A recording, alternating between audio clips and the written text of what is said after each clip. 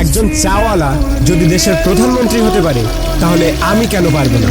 একটা ছেলে যে জঞ্জাল সাফ করার কাজ করত আর সে যদি বিশ্বের অন্যতম ক্রিকেটার হয়ে দেখাতে পারে তাহলে আমি কেন পারবো না?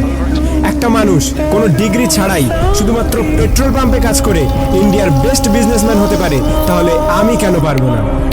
হাই স্কুলের বাস্কেটবল টিম থেকে বাদ দিয়ে দেওয়ার পরেও যদি সে দুনিয়ার বেস্ট বাস্কেটবল প্লেয়ার হতে পারে তাহলে আমি কেন পারবো না?